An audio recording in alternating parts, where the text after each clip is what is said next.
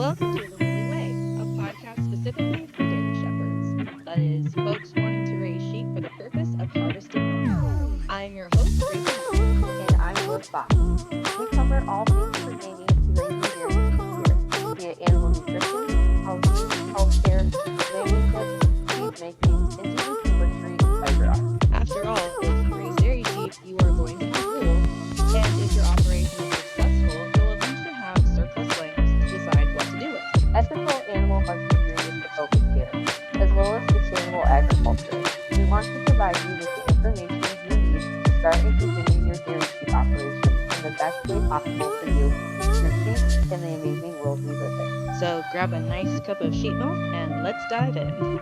Welcome back to The Woolly Way, and today we've got a very special guest, but before we get into that, we're going to do our 2-minute update on what's going on our small corners of the world, and we were recording this in mid-January, so I don't have a lot to share about what's going on in my homestead. Liv, what about you?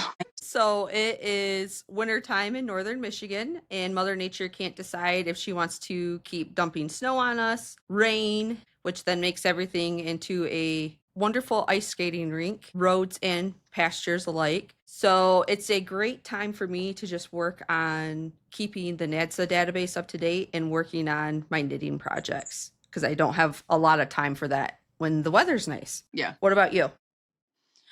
We just pulled rams and put them back in their ram flock, which none of them were happy about. They were all very sad. And then we put the ewes all in one big flock. So they didn't mind, but where we had 3 different breeding groups and then our maiden flock, it was kind of funny because like the lower in the flock ewes were all like, oh hey, and they ran and like touched noses and reunited their friendships. And the herd queens have all just not been happy in the slightest. Like all the bosses of the little herds are just not happy in the slightest. And we actually found out, so our livestock guardian dog has been with the maidens, the ones we weren't breeding this year. And we kept hearing her bark and bark Okay. and bark and bark at night. And then we'd hear a sheep bawing, like really ferociously back. Kyle would go up on the hill and nothing that we can see. And so the other day we let the dogs out to go play, and we looked, and there was some food left in our livestock guardian dog's bowl. Our bottle baby from 2 years ago was going and stealing the dog food. And that's why the dog was barking, because the bottle baby was stealing her food. And I'm like, She was tattling. Flossie, you're supposed to be grass fed, okay? Like, this is not. So I'm like, that's why you've been a Grass little fed with a chunky. hint of dog kibble. Right. So Yeah. don't quite know how to market that, but I feel like I've discovered a niche product somehow. But poor Natalie. Anyway, so yeah, that's my update on the farm. It's just fun little interspecies drama. But yeah, so today we actually have a very special guest all the way from England, Natalie Stoppard. Am I saying that correctly? Yep. Okay. So Natalie Stoppard has written 2 books that I really enjoy. One is The Eco Flock. Maybe you've seen it on the boards, the dairy boards. And then the other one, I think it's your master's dissertation, isn't it? I don't know if you've intended this to actually be a book, but it's Coping with Sheep. And I found both of them fascinating. I think, yeah, it is a straight dissertation. I just thought I would publish it at cost price so that the information was out there, but yeah, it's niche. Yeah, I mean, it is niche, but I thought it was really interesting. I mean, you go into a couple things that aren't really talked about, like Bakewell, who's credited for being, the great improver and developing a lot of different sheep breeds, and you had a very different perspective on what he did and what the outcome of that was. And you had some really interesting perspectives on how to change agriculture to where it was more accessible and sustainable. So I thought all that was really interesting. Well, thank you. That was the idea. So it's good to know that it's landing that way. Yeah, and you talk about the North Ronaldsay sheep, which I know about because they eat seaweed, and so I needed to know about them to prove to people that I'm not actually poisoning my sheep by feeding them kelp. But you had a whole At all. anthropological study on like how North Ronaldsay could manage the sheep and have a sheep dairy and have the younger people join in with it. And I thought that was just a very interesting take on how to, save a breed, make them relevant now to shepherding and help island economy out. Yeah, and if anybody listening is freaking out thinking milking North Ronaldsay's, that's insane. They did the same thing on the island of Pag in Croatia with their very small native sheep. So I didn't just invent the concept from nothing. It has been done. There is a precedent. So it's been going on for a while then over there with that particular breed. I think it's only a few decades or so old. They were facing the same problems a lot of island areas are facing, where they were losing all their young people. And I'm not sure how or why they came up with the idea, but they had a small native sheep because it's an extremely windy island and it's right out in the sea, so quite an inhospitable place. And they just decided they'd start milking them and making very special artisan cheese. And now the young people are all employed by the dairy industry. And last I heard, it was all going well. I've never been. It's on my wish list to go and visit them. But last I heard, they were doing well.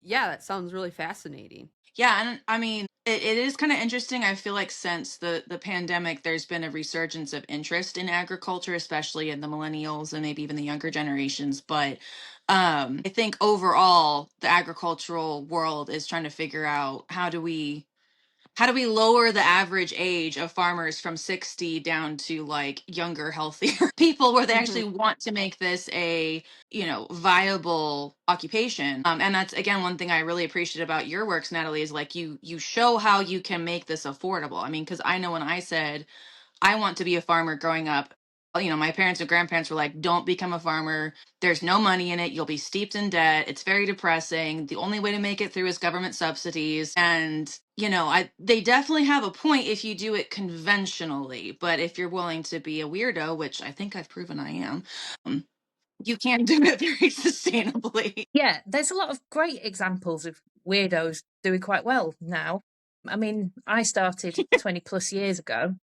And I don't think there was as many weirdos. Like, they were there for sure because I watched them and learned from them, but they were an absolute handful of people. But it goes from strength to strength today. And I think one of my core concepts that I think and talk about is the sort of divergence of agriculture. And I remember milking on a conventional dairy farm maybe 15 years or so ago, and we were talking about the changes in the dairy industry. And it's very obvious to me and to the guy I was milking with that farms were either going to get bigger or smaller. And if you were the medium farm, you were going to fall through the cracks. So I think the bigger and more intensive agriculture gets, and I wouldn't say I'm against that per se, because when you work in agriculture, I think you gain an appreciation of the size of the problem, like feeding the amount of people we've got. Unless you look at the supply chain and the logistics and how it goes on in a very sort of immediate sense, I think you don't really appreciate how big it is. And we can't just turn that tap off overnight because a lot of people will suffer. I'm not taking shots at industrial agriculture, but also the more intensive it gets, the more you have opportunities at the other end of the scale because you can prove a real difference. And, I'm all for consumer choice, and I like labels to be accurate so that everyone can vote accordingly with the money in their pocket for what they actually want to eat.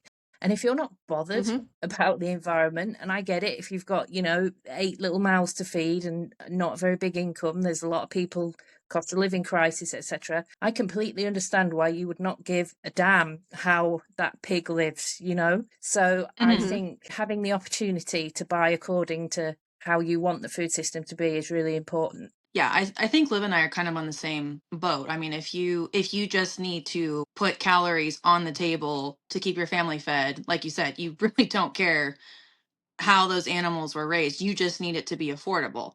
And on the flip side, like in my husband's case, it really does matter quite horrifically how the animal is raised, what they eat, and all that kind of stuff. And so it's just making the choice available to you. I mean, if we have the extra, $3 a pound on grass-fed, non-medicated beef, we would like to have that choice. But we also would like to know, what were they fed? What were they medicated? Where was that animal raised? And I think in our culture, like around the globe, it seems like people are very quick to villainize a lot of things that's different from what we want to choose to do. And it's like, I grew up around cattle farmers that had concentrated animal feeding lots in the Southwest. I mean, they weren't horrible people. That was the system they were born into, and that's what they knew, and that's the family business they inherited. And some of them did decide to make the change, but to a more grass-fed, sustainable model. It's just they needed shown how to do that. Like It you said, doesn't happen overnight either. right, right. And I mean, you need to Yeah. have an appreciation for how much work it is to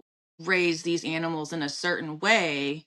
And then we value that with paying the extra money, but then also understand, I mean, it's like you said, if you're needing to just blitz feed a large amount of people, you're going to manage your livestock differently. Yeah, for Yeah. sure. And you know, we're all waiting for the day where every pig is raised in a forest and, you know, every cow's out in a field, etc. But it's got to be baby steps towards that. The whole rest of the market and the socioeconomic conditions have to be conducive to it. And I think we're moving in the right direction. You know, things have definitely changed in my career. So, you know, I'm happy with moving in the right direction, but we're also not starving people in the process by moving too fast. Right, right. You can't jack beef prices up $5 to $10 a pound overnight because you change where those beef are being raised. Yeah. Okay, so now that we're all on the same sheet of music where that goes, I don't know if we're making Joel Salatin cry or. Well, I think educating the consumer is also important. And I think we're starting, especially particularly in the US, there is more education being provided to the consumer. But for the longest time, it's just been the mentality of like, you know, these large farms, they're automatically bad. The small farms are the only good ones. They all have their pros and cons. We just need to make sure we educate the consumer on them. And ultimately, we're all farmers. It's just at what scale are you at? And I think that's something that's important for consumers to learn about the industry as a whole. I think also in the UK, we're probably less extreme. So a large farm here might be, say, in terms of dairy, like 1,000, 2,000 cows. Whereas I think you guys can get a lot bigger. And what I would say, which doesn't perhaps win me many friends on either side, is that I've seen some terrible things happening in small farms. And then I've seen very, very well-equipped, well-run large farms. So, yeah, it's difficult for me to be, you know, pro big or small. I think I'm just pro good. Right. Do you know, are there any dairies in the UK that use carousels for milking? Because like the really big dairies in the US use carousels. Yes, rotary parlours, we call them. Quite few have them now. Probably about 60 cow would be the average. But I think, you know, they're a nice way to milk. So we did take it up. And a lot of people are going robotic as well, which I really love, you know, the idea of the animals being able to pick when they get milked. That's the ideal. There's kinks to work out. You know, a lot of people don't think that you can have a grass-based system with robotics, but then there's other people proving that you can. So we're getting there.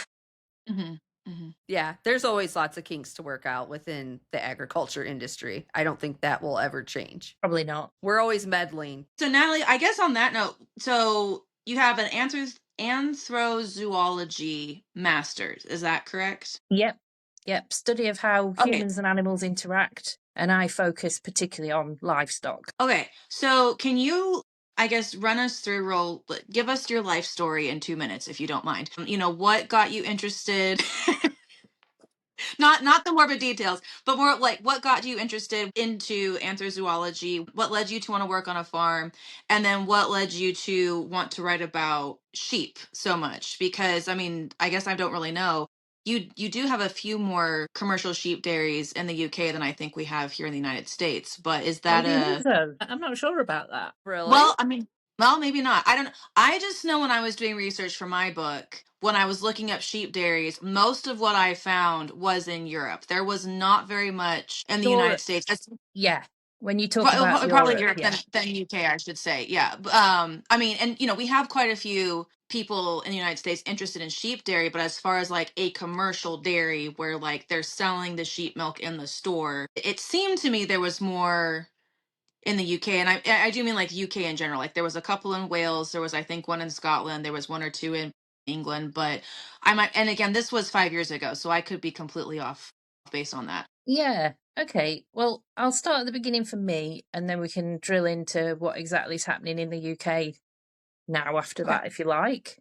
Yeah, let's do that. So I think, I mean, my life story, 2 minutes, not long enough. I think no pressure. Anthrozoology and writing, they're those things that I've been doing subconsciously since I was a kid. My family liked to tell me about the first time I sort of was conscious of an animal was a bumblebee when I was in the pram, and my grandma very worriedly shooed it away, and I cried because I was watching it so intently. And I've just always been obsessed with animals, but I don't come from a very animally background at all, not a farming background. I grew up in a northern hill town, so I guess you would liken it to a bit like, I think, Chicago for you guys, like, no, Detroit, sorry, where the car industry used to be, but now it's Yeah, that'd gone. be Huh? Yeah. So we your were neck like, of the woods, Liv. Yeah. we were like the heartland of the cotton mills in the Industrial Revolution, but that was all gone by the time I was born. So it was kind of a bit of a sad place to grow up in a lot of ways, like not quite, what's the word, deprived. So yeah, I didn't have a lot of contact with animals. We had dogs, but that was kind of it. So I wouldn't know where the drive to be a farmer came from, and my family were a little bit mortified by it, and I had the same thing, like, don't go into agriculture, there's no money, why would you do that, that's weird, that's random. And for a while I listened to that, and I had a job in the city, and I tried to do an English degree, but that all ended in panic attacks, really. You know, my plan was have a successful career, buy a small holding in early retirement and call it a day, but I realised that city life just didn't agree with me at all, and I couldn't wait that long. So I jacked it all in and moved out to the countryside and literally just went door to door on farms saying, can I rent land? Can I have a job? Can you teach me things? You know, and it worked as a strategy. I think once one person was willing to talk to me, you're into that community. It's not what you know, it's who you know. Mm-hmm. Yeah. And I actually started with calves because at the time, the dairy bull calves were an issue. This was before sex semen, so they tended to be shot at birth. And because my parents had been hippies and, you know, oil protests and anti-nuclear and all that sort of stuff, this was truly horrifying to me. So I started my first business, which was selling veal, which is, I think, different to how you do it in the States, unless rules have changed for you guys. We do rosé veal, and the calves are just raised the same as any other calf. So they'll have fibre, they'll have daylight, they'll even go outside, but they're just killed sooner. And I called it the crate escape. And even though we didn't have veal crates at the time, I just thought it was a nice pun. And yeah, everybody said, oh, you're going to kill these calves, you've got no idea what you're doing. But then within a few weeks, they were like, would you come and rear my calves for me? So that led into a career in the dairy industry. But I always had unfinished business with sheep dairy because when I was in my early teens, we went on holiday to Scotland, which is just so beautiful. And after, you know, growing up in a northern hill town, it was like this different realm, fantasy world, mountains and sea and fresh air and stuff like that. And we were driving around and we went past the West Highland Dairy, which some UK people might know because they were one of those weirdos we were talking about, artisan producers back in the 90s, early millennium. They would have been known at the time. And they milked sheep. And I didn't really know that was a thing. So we went in and I was just like in this enchanted trance, you know, like, wow, what is this? I don't know why it struck such a chord with me. But the lady who was serving on the counter, I don't really know why she was canvassing for child labour so brazenly, whether she did this with all the tourist kids or something, but she said to me, like, what are you doing after school? And I said, well, I'll be going to college. And she was like, well, why don't you come and work here for a year first? So my mum was all for it. She was like, yeah, take my kid, you know, put her to work. So it was kind of ordained for me that I was going to go up to the sheep dairy in Scotland when I finished school. But unfortunately, months before I finished, we got a call and they'd had a family emergency and they had to shut everything down and stop milking sheep. They sold cheese for quite a while after, but they weren't milking sheep anymore. So there was no role for me. And yeah, like I say, just unfinished business ever since. I picked up a copy of Olivia Mill's book at university, and that gave me a whole new level of detail on it all. And I was just, you know, I've had a whole career in farming that's had a lot to do with cows and a lot to do with meat sheep, but I'm always on the lookout for any sort of sheep dairy going on, and I've just followed it basically for 20 years and then milked my own, and that's how the Eco Flock was born, sort of around COVID time. I was thinking, you know, sheep have a lot to offer to smallholders or homesteaders, as you call them, I think. Yep. You know, a cow gives you a lot of milk. You can't deny that, but she is a lot of work, a lot of resources, and often it's too much milk after you've paid out for all those resources and done all that work. And then you get one massive dump of beef when the calf's ready. Whereas with sheep, you can pace yourself a lot more. I think they're a bit more flexible. And, you know, you can't beat that well-rounded proposition of meat, leather, wool, soap, you know, everything. Yeah. Yeah, we have 6 sheep in our freezers right now, and to put a a beef or a steer in the freezer would be just the exact same amount. I mean, we can butcher a sheep, as Kyle and I, over a weekend. It's not that big of Yeah. a deal. But to butcher a cow, we would have to get a special gun, and we'd have to build a scaffolding, and it would be probably a week's worth of work. I mean, our Amish friends butchered a veal, and they had like 4 brothers and all the wives there, and the They had kids a are crew. Yeah. and I had to go get something. I was like dropping something off or picking something up. I mean, they all looked at me and they're like, drop it and get out of here, because they were just so focused on Yeah. it. And which But if is, you've got a massive they all had meat in the community to freezer for, feed, if you have yeah. a massive community to feed, it makes perfect sense. But most people are living in smaller and smaller family units now. So, and you want Yes. smaller and Yep. smaller joints. And the other thing is, myself and my partner, we both work full time. So, you know, if something's getting killed, it has to get butchered over the space of a weekend, or that's it, really. Yeah. Yeah. I mean, a lot of us, I think, if you're a smallholder or a homesteader, most of us do have off-farm jobs to pay for delightful things like internet and whatnot. So, you have to kind of think of that scale of, like you said, I mean, our Jersey cow gives 1.5 gallons of milk right now. Now she's at the end of her lactation, so it's a very manageable amount. Like, we keep her for butter. But we have her heifer. So our cow is, I think, about 8 years old. So she's older. She's at the end of her lactation. I mean, she was not the prime cow. We have her daughter, who we didn't know her sire was such a high producing family genes. When we bred our cow, we just needed a calf to get more milk. So anyway, she's apparently from quite good dairy lines. And I said to my husband, I'm scared how much milk she's gonna bring. You might have more milk than you know what to do with her. Yeah, we'll have butter, that's for sure. Yeah. Yeah. So, but yeah, like, I mean, we're gonna have to get a whole nother refrigerator just to handle the 2 cows' milk, or figure something else out. But I do have a son who does consume at 2.5 years old the same amount that I do at a meal. So I feel like we probably need to keep our protein producing options on farm for a little bit. But Yeah, I had a Jersey cow when my daughter was young, and I always used to joke she should have been a calf because she drank that much milk, and I was kind of relieved when the cow picked up the slack, you know. Yeah, absolutely. That's my daughter just spent last weekend, she had a sleepover with my parents because Michigan does a shepherd's weekend, and I was down at that. And I sent milk because we have discovered when she drinks other milk, and typically like other milk brands, because we don't have any raw milk right now. So she's drinking a unhomogenized milk because Michigan legally you can't sell unpasteurized milk. So she's fine on that, but if she drinks anything else, she gets like a full body rash. And it took a couple of times of us going down to my parents' house to discover like, hey, this is what's causing it. So I sent milk down, and my mom, when she, gave her back to me at the exchange, she was like, I was worried that we were going to run out of milk. She's like, I had to be like, how about some water? Like, she was panicked. And I was just like, she likes her dairy. What can I say? Like, she's not limited at all when she's at home. If we need more milk, we just go get it. yeah.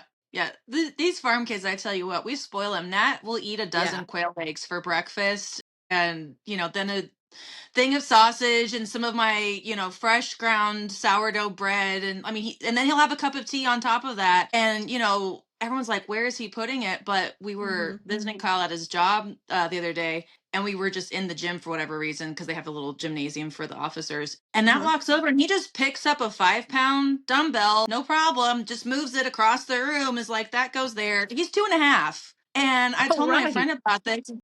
Yeah, I told my friend about this, and she has a little boy Nat's age, and she's like, what are you growing the Hulk? What are like, I just feed the boy. I don't ask questions. He says he's hungry. I give him what he wants. I mean, he's not asking Exactly. for Twizzlers and Snickers bars. He's just wanting more eggs and milk. So I do tell him, like, remember, we are on your side when you grow up and, become Captain America or Yeah. whatever. Anyway, we do have a problem on this podcast with bunny trails. Want to know more about dairy sheep? Did you know that I write books on the topic? There is my big book, which is published by Sawdust Publishing and is available on my website or Amazon and sawdustpublishing.com.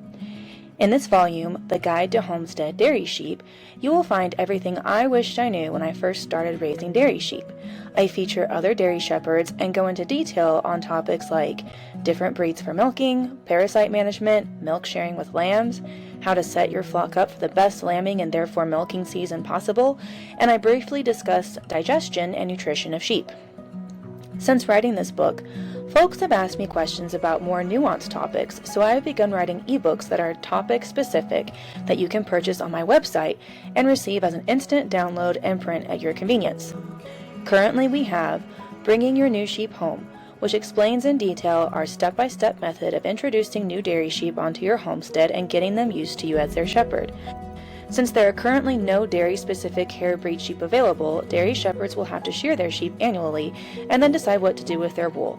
Wool has a lot of misconceptions surrounding it, and I want to help shepherds understand that it is a commodity and not a burden. So I wrote my other ebook, 5 Uses of Wool on the Homestead, which is designed to give you practical ideas on how to utilize this amazing product around your homestead the second you shear it off your sheep. The ebooks are only available on my website at whoopsiedaisyfarm.com. All right. So you do talk about for those who are listening and watching on YouTube, this really is a wonderful book. If you've already purchased my book and you need more material, definitely get this book because, you talk about breeds, which I found fascinating. You went into a lot of heritage breeds for milking, which I acquired my flock during the pandemic, so I did not do what you're supposed to do. Of you pick one breed, you go to one farm, you get your starter flock, and that's on you go. I didn't have that option because it was the pandemic. It was basically find animals that are available and then find someone who's willing to breathe air around you because they weren't terrified of being infected. So, and then don't mention what your husband does for a job when you're there because it was just a crazy time. So our starter flock was 4 Gulf Coast native sheep, which I believe would be equivalent to like a Ronald Zay or a Kerry Hill. I mean, very, very primitive breed. Like Spaniards came and the Feds dropped off some crossbreed sheep and then left, and these sheep naturalized to the American South. So they laugh in the face of parasites. They're very, very hardy. I think I may have had to worm one once. They lamb without any issue. But they're smaller. Their fleece is very erratic if it's nice or it's not. And as soon as you take those lambs to harvest milk, they start drying up. Your information on heritage breeds was very, very apt. And then I had a border Leicester, who ironically was my best producer, but she had no parasite resistance whatsoever. So we lost her to parasites after 2 freshenings. And then I had 2 crossbreeds that were part Awasi, part East Frisian, and then part Icelandic. So they've got these big, beautiful horns. Whenever I shear them, everyone thinks they're goats. And I think they might be goats too. And I bred everything to a Gulf Coast native ram and then milked it the next year because, what else are you going to do? So, Milk what you got. milk what you got and go from there. So, I found your section on breeds really helpful because a lot of your notes on like the Kerry Hills and that kind of stuff was really pertinent to like the Gulf Coast natives as far as how you manage these primitive breeds and why you would want to manage primitive breeds. Well, I think in the UK we have an absolutely incredible array of breeds. I think we've got about 60, which for a very short island is crazy. But on the good side, whereas for New Zealand, for example, a strategy of uniformity has really paid off for them. Can't deny that. They produce a lot of a very similar type of lamb, whereas our market's been all over the place, which commercially may have held us back a bit, although I would say we still punch above our weight for a very small country in the sheep industry. You can really pick and choose and have things your own way in the UK. We've got such a number of breeds, and I just don't buy the idea that, you know, you can only milk a Friesland. I think we were milking sheep long before we were milking cows commercially. If you go back to all the monasteries, you know, they had sheep on an absolutely massive scale. I mean, I would love to find out more about it, but a lot of the information's been lost. And when you think this all happened in an age before we had petrochemicals and wormers and things like that, it gets even more incredible.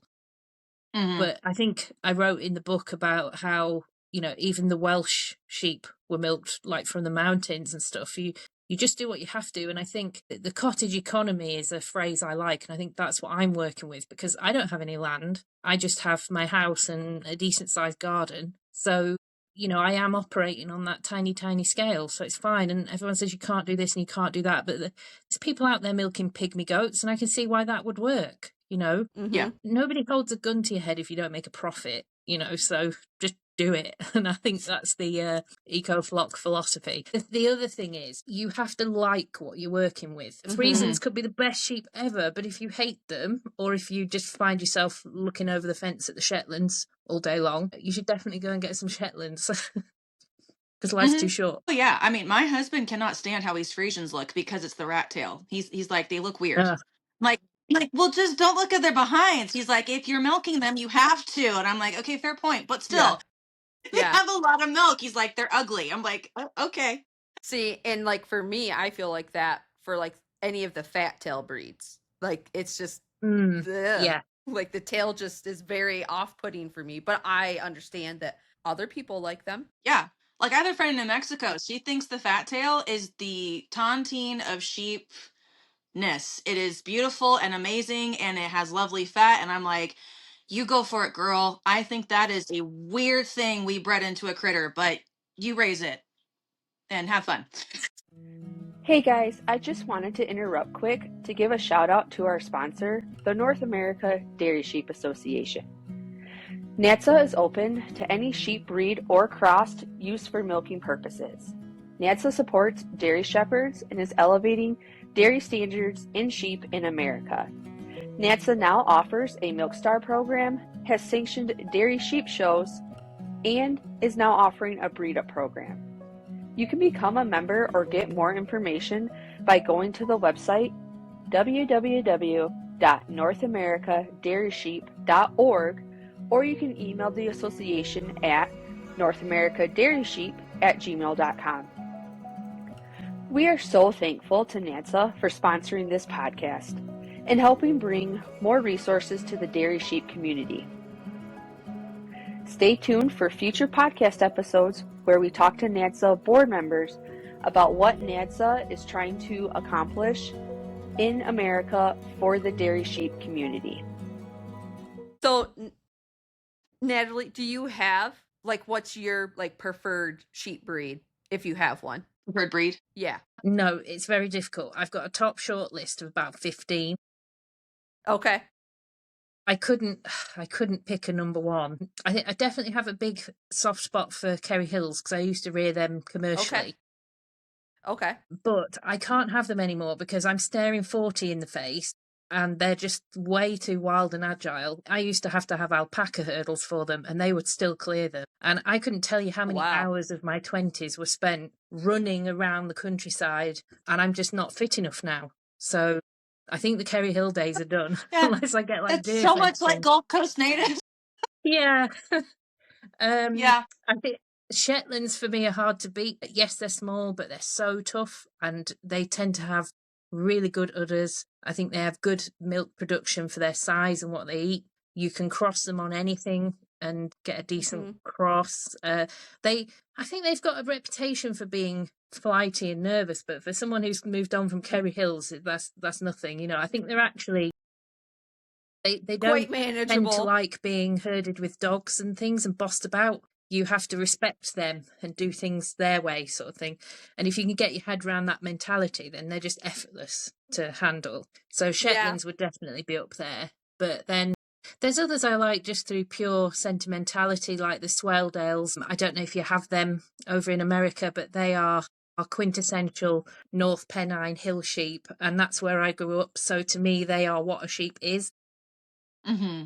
But would I have them where I live near York now? Probably not, because they wouldn't make use of the decent grazing we've got down here. But yeah, I Okay. could be here all day talking about sheep breeds and what I like and don't like about each one, really. Liv and I joke we need to have a rich person just give us 1,000 acres so we can buy all the breeds of sheep and just have different, 2-acre lots of the different breeds and have a whole, Yes, I would sheep love that. I museum, talk all the dairy. time about my fantasy other life where I have time Yeah, and money, and I would yeah. have a sheep stud, which isn't really a term we use in the UK, like you have a sheep farm or a sheep flock, but I would have a sheep stud, and I would have like a few of each of my favourite breeds and just concentrate on turning out really good quality breeding stock from there. Yeah. Yeah, you're a sheep person when you don't have a favorite sheep. You want to have a huge acreage and just breed all the sheep just on the merit of them being sheep and spreading the joy of sheep to all the other people who should love sheep. So, Yeah. all right, so you don't have a one favorite breed of sheep because you're a sheep person. And now in your book you talk about lambing, milking. You talk about making sheep butter, which is a fascinating topic we need to get more into on this podcast because apparently Yeah. us Americans cannot figure out sheep butter to save our life. I don't know what it is with No. our cream or milk, but we can't figure it out. You talk about shearing the sheep, what to do with the wool, which is a topic Liv and I are trying to get more conversation around. And then you talk about draft sheep, which whenever I talk about draft sheep, when I speak at these homesteading conferences, everyone laughs hysterically. And I'm like, no, it's a thing. And I will train draft sheep at some point. So Yeah. I mean, anyway, I don't know why. When I was younger, I was a little bit obsessed with pack goats, and I was always curious, like, how come we don't use sheep? And I think there are reasons. Goats do have a more naturally better temperament for it, but definitely your bottle reared lambs. I mean, they're every bit as friendly and bold as a goat. So, and also like yeah, the wool is almost like natural padding for harness. So, yeah, and I tried it. yeah. The sheep in the book, I still have him. He's called Gub. He's 13 years old now. I remember because he's only 1 year younger than my daughter, because her and our sheepdog puppy and him were all reared together like a litter on the farm. Okay. Awesome. So, yeah, we still have Gub. He's living out with a local commercial flock that's kind enough to look after him for me. And I hope that he expires under an apple tree in the sun one day, But he's used to do filming for different things. There's a YouTube series called Tales of Bacon on YouTube, and he pops up in that. And I think he did other projects. I used to be involved with a stunt team, so whenever they had stuff come up where they needed livestock, they tended to call me. So yeah, we can hook him up to a cart and he'll pull or pack, and it's just not a problem at all. So I don't really know why sheep aren't considered a draft animal any more or less than a goat, really. You can grow nice big leathers. Yeah, I mean, when we have folks that come to our farm to visit, they try to just walk right up to the sheep and the sheep say, I don't think so. And, just that sheep mentality of, they know who their shepherd is and you're not it. So they're not going to let you get used to you. But when you compare that to a bottle baby, Flossie, the one that was stealing the dog food, when she was a little lamb, we would go to downtown, our small town would have little events and parades and whatnot. And we put a dog harness on her and a dog lead and just tell her to come on. And we were her parents, so she would come where we tell her to. And folks would walk up and going, that is a funny looking dog. That's not a dog. Yeah. What is that? Is that a goat? No, that's not. What is that? And we were like, well, it's a sheep. And people are like, that's not a sheep. You can't put sheep on dog leads. And I'm like, well, I did, so you can. And here it is. But yeah, Flossie thinks she's a dog, human, sheep, goat, whale. I mean, she does not know what she is because she was just raised with different species. And so it's kind of funny because, she was the herd queen with our lambs and, something would happen. She'd just walk up and go investigate it. And I was like, no, darling, you're not that ferocious. Do stop. That's how you get ate. Right. Right. Yeah, we don't have to worry about predators very much in the UK. Like the worst one we would have might be a fox, and they're really not as problematic as you might think. So yeah, Gub is free to be as bold as he wants, and he is. And it's not just crazy Western white women that do this either. I've seen on YouTube there's footage of people like in the Far East who, you know, they have like mixed flocks of yaks and goats and sheep, and they just put pack saddle on whoever will carry it. You know, and then the sheep, you know, you can see them going over the mountains with the pack saddles on. So yeah, it is a thing, capital letters. Yeah. Yeah, no, on Pinterest, I've found like those old photographs that, you know, now I'm like, well, is that actually AI or is it real? But there's someone somewhere thought it was a good idea to make a photo of like up in the Alps where the roads are very narrow and curvy, like there'll be little carriages pulled by sheep because, you know, and it's little children driving these carriages to school or whatever because they're smaller and they're docile and they're not gonna, you know, run off for a blackberry bush like a goat might if it's so inclined. So, you know, I think the rumor that sheep are stupid and you can't do anything to them besides eat them and, you know, use their wool or what have you is completely untrue. Mm-hmm. Not loving it. I also don't love the myth that they die all the time and they're just born to die and they're looking for ways to die. I hate that. And I never found it to be the case with mine. I think no. The trick is being one step ahead of the problems. You know, you've got to have your stuff together. You've got to be able to look down the line and predict, particularly in terms of parasites and keep things clean and stuff like that. And if you do that, they're no more to dying than any other animal. You know, that's kind of lazy shepherding, I think. Yeah, lack of respect for the sheep, perhaps. So I really don't like hearing it. Well, I've had folks ask me at homesteading festivals, okay, I just want to stick a sheep out in a field and then get a harvest out of it. What breed do I buy? And I will tell them a stuffed one. Yeah, right. Like, there is no breed of sheep that you, right. A wild deer, a poster, a picture. Don't get a real one. Because if you're going to be a shepherd, you have to be a shepherd. I mean, they're not, you know, and no offense to the cow people, because I know you can't actually do this with cattle either, but it seems like the beef cattle mentality in the US at least is, well, we stick them all in a field, we check them once a week, make sure they've got water and their medicine, and then, you know, we just are entitled to a beef harvest afterwards. And if you're a beef farmer, I apologize if I've horrifically offended you, but you know, you cannot do that with sheep. I mean, you have to have eyes on those animals at least once a day just to look and count them and make sure they're all there. And then you have to know what to look for. I mean, if the whole flock's here and there's one over here, like, you need to go check and see what that one over there is doing, because they don't isolate themselves if everything's well. In our individualistic society, a lot of people are like, well, maybe she's just over there checking her Instagram post and seeing how many likes she has. And it's like, no, that's not how sheep operate. Yeah, management is definitely important, but I think some of us just get it naturally and others just can't really fathom that, I think. So I come from a similar background as, well, both of you, you know, like my parents were raised on a farm. They got off the farm, wanted nothing to do with the farm. And so when I have always been drawn to farm life, like they just couldn't comprehend like why I wanted to potentially, you know, choose to live a life of struggling, and now they've accepted it and they've realized like, hey, like she can work off the farm. It's always within agriculture still, but then, you know, once she's home, like she's got her own farm, and they've just accepted my weird quirkiness. But for me, well, I've actually talked to my mom about this. It's hard for me to work with people who like don't understand like animal body language, like whether they're sick or scared or whatever. Like I can read an animal's body language. It comes very naturally to me. And my mom finally she's like, not everyone knows how to do that. And I'm like, that's probably why I've worked with people like trying to do things with the sheep, and I get really teed off because they're getting the whole flock stirred up, and I'm like, what are you doing? Like, I could have told you that was going to happen. It's a very interesting phenomenon, really. Like, I guess that's the heart of anthrozoology.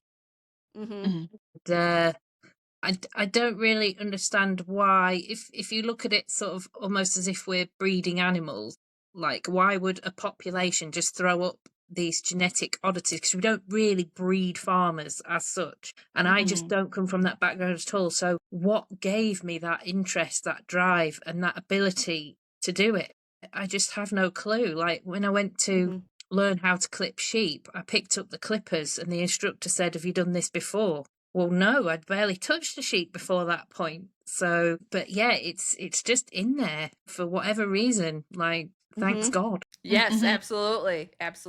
Yeah. It's, you know, with season 1, it's funny because I would talk I've interviewed other dairy shepherds, and it seems like all of us who want to get milk from sheep are kind of similar, where we're like, we can't really explain it. We just touched wool, and a spell fell upon us, and we needed to go wake up ridiculously early in the coldest part of the year to pull slippery, sloppy baby animals out and then get the weirdest milk fathomable, apart from maybe camel milk, of these animals. And we love it. We love being short on sleep. We love being weird. We love having no social life. It's great. You should do it too. Yes. Yeah. So, but I think there's, we need the bankers of the world. We need the lawyers. We need the folks who want to sit in the plush, cushy offices looking at you live. It's not that plush of a job. It's education within agriculture. I know. So, I'm totally teasing. Just you're in a plush office. We're both here in our living rooms. But we still need the farmers. Like, we need people who think Absolutely. it's a fun challenge to understand why that sheep is not getting up. She's eating, she's chewing her cud, she just won't get up. She has no parasites. What is going on? And then there's other of us weirdos who will talk to you at length of, okay, well, have you tried this and have you tried that? And mm-hmm. have you drenched your sheep with a mixture of cayenne pepper, olive oil, and kefir? Because that might do it when the meds fail. I mean, we're weird ducks, but at least we found our flock to hang out with. Yeah, definitely. All right, Natalie. So on that note, we were getting close to the time, but I'm just trying to look at your table of contents real quick. All right, so how much actual like sheep milk products do you make currently? I think in your book you talk about how to make sheep butter by hand in a jar. Like, it's almost exactly like making cow milk butter. So I guess let's make that the final question, because everyone I'm talked to has been very curious about sheep milk butter. And so, just disclosure, I mean, I have a cream separator. With my Gulf Coast, the more primitive breeds, their milk will have cream rise to the top after maybe 5 days in the refrigerator. The dairy crosses don't have much of a cream line to speak of. So it's kind of hard to skim the cream off like you would with the cow milk. Now, granted, I do have a Jersey, so I'm rather spoiled but with the cream separator, it's a centrifuge, and it just seems like, I'll refrigerate it overnight, and then I'll pull it out and put it in a blender, and I'll try to blend it, and it will take about 5 times as long to whip into butter, and even then there's not very much. So, have you any experience with any of this, or how do you do it? What am I doing wrong? Like, tell me your sheep butter secrets, I guess. A red flag for me is the fridge. So if you want to make butter, I would say have everything at room temperature, like in advance. So traditionally, there weren't any fridges here. We're quite a cool country anyway. Not cool, but like temperature cool. So we would just have dairy rooms that were in sheltered locations, had thick walls, might be a cellar, and they would have thick slabs of stone as shelves. So the milk would never see a fridge. It would just go in a pan straight onto one of these shelves. And particularly when I'm making butter, I will have everything at room temperature. So it actually works better in summer than winter. Winter, like even with, I used to have Jersey house cows as well. And I remember nearly being in tears because this butter just won't turn, and it was just a case of it was too cold for it to happen. So I would maybe rely on the fridge less. But also one of the benefits of sheep's milk is that you don't need it to be cream to turn it into other things. So you can use the whole milk to make ice cream without having to separate the cream. That's one of the things I remember from Olivia Mill's book. And I thought, oh, that sounds good, cutting out a process. I've done it a few different ways. So I did have a cream separator at one point, a Slavic Beauty. Worked really well. Maybe a little bit too well. The cream was really thick. And if you weren't careful, it would turn to butter inside the machine. So it took a lot of tinkering with all the little bits and pieces inside. I'm really not great with tech. So, like, in my book, you won't hear me recommending a milking machine and a cream separator. I like to live without those things if I can, because if they break, I'm done, and I hate cleaning them. So if you don't have a cream separator and you don't want to deal with all that, you can leave the cream to separate, and I would recommend leaving it in a tall, thin receptacle rather than the cow's milk pans that you might have that are very wide, and then use a syringe or a turkey baster or something to suck the top layer off. And that won't necessarily be pure cream like you would recognise from a Jersey, but it will be high enough fat content, if you take that top half and then try and make butter with that. and just make it the normal way with a churn. There is, I can't remember where I read it. It might be from Olivia Mills. It might be from somewhere else, but it might have been in Turkey, somewhere in the Middle East, and they would milk in the morning and put the milk in like a camel's bladder or something and tie it to the side of the sheep for the day. And then by the end of the day, it would have churned itself into some butter. So it's possible. Wow. Okay. It sounds like you need higher temperatures. Okay. Yeah, I hadn't tried the room temperature like that, so I will give that a go. My lambs are supposed to start dropping in February, so come March I will have lots and lots of milk to play with, because Nice. we've bred 15 ewes. I don't entirely know what we were thinking, so Well, at least we may not milk all. when you have a flock of animals, you can pick which ones you milk. Like if you have one cow, you have to milk that cow. With the sheep, you can think, as long as you leave lambs on and lamb share, you can think, right, today I don't need a lot of milk, I'll just milk 2. Tomorrow, got guests over, I'll milk 7. You know, that is one thing I really love. Right. To answer the question about what sheep I have at the moment, I only have 2 that I'm milking. I have 8 altogether, 6 badger faces. Don't know if they're a breed you've got in the US, a Welsh one. But Not they that I've are... heard of. That's a color. Okay, yeah, no, these are a breed all of their own. I particularly like Welsh sheep. They've got a nice selection down there. So the Kerry Hills are from Wales. And yeah, these are another Welsh breed. And they are an amazing colour. But these ladies, I got them at auction because I felt sorry for them, which you're not meant to do. But I'm too old to worry about what you're not meant to do now. It happens. So they're just kind of living out their retirement. They were cheap, so we're not going to milk them. And then my daughter's got 2 Shetland cross Blueface Leicesters, which are 2 breeds that I think are fantastic for milk. So we put them together, and she used to have 3. Sadly, we're now down to 2. They're getting a bit old now. They've been living out with a commercial herd the last couple of years, but they're starting to suffer a bit with that because they're so prolific. They tend to have 4 lambs at a time. So we're bringing them into our little barn that we have behind our quite small house. And it's going to be a case of quite intensive dairying in terms of I've got to buy everything in from the horse store, and all the poo has to be carted away to someone else's muck heap. But it's worth it for these 2 ladies because they've really given us a lot over the years. And basically, if I think they're holding their body condition, I'll milk them. But if not, we won't. As for the future, I don't know. I just need to make some money and get a bit more land and expand or whatever. Yeah. I feel like that's all of us. We need a little bit more money and a little bit more land, and then we can do it. Like, then we're unstoppable. We just need a little bit more money. That's it. Yeah. But well, hopefully we can drum up some book sales through this podcast for you, and that will give you a few drops in the bucket. You're welcome. Well, we'll put a link in the description for both of them. I mean, the Eco Flock is more the plug and play dairy sheep. Like, if you want to raise sheep for the purpose of harvesting milk, it also talks about shearing and tanning hides and how to train a draft sheep, if anyone else is interested in that. I think I'm going to get some angry emails from homeschool moms after this podcast, but that's okay. And Why is then that? coping with sheep is... Why would the homeschool moms be angry? I'm joking, but I have been informed by my mom, my friends who are moms, to not discuss draft sheep in front of their children, because the children will go out and get sheep and train draft sheep, but then they have a means to travel and they will be unstoppable. And the moms are like, they're healthy and creative enough. They don't need more ideas to go do things. So it's mainly a joke, but a little bit of truth behind it. Yeah, no, I'm happy for my name to be associated with that. It's fine. Go kids, go. So for the intellectuals in the group, the coping with sheep, again, it's a master's dissertation, so it is a little bit more intellectual. But, I mean, I went to a seminary, and this is a very easy read compared to the theological tomes I had to wade through in my theology class. So, I mean, if you want a really interesting look at history and how selective breeding happened and different types of historical dairying operations, it's a very interesting read. It's a good, what's what I want to say, an idea presented for how we could do agriculture different. I don't know if we'll ever implement that here in the United States, but it's an interesting perspective. So we'll put links to that in the description. And Natalie, if people would like to give you a follow on social media or get into contact with you, would you like that, or just let you scuttle back off into your cave and leave you alone? I'm happy to just let things run.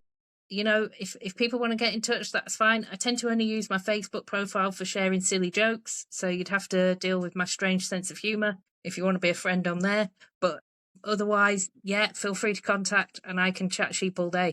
And I'll put a link in the description for your Facebook profile as well. So, Liv, do you have any more questions before we sign off? No, I'm definitely going to add both of those books to my collection, but specifically for dairy sheep purposes. That's my collection's growing slowly but surely, and that excites me. Yeah, well, I think you said in the beginning of the EcoFlock, Natalie, like most of the books on sheep are either super agricultural, here's how you mass produce sheep, or it's a nostalgic, the good old days, gone are the days of, whatever. Yeah, I just wanted that's why I to- wrote my book, was because I was like, I think there's a lot of worry. Yeah.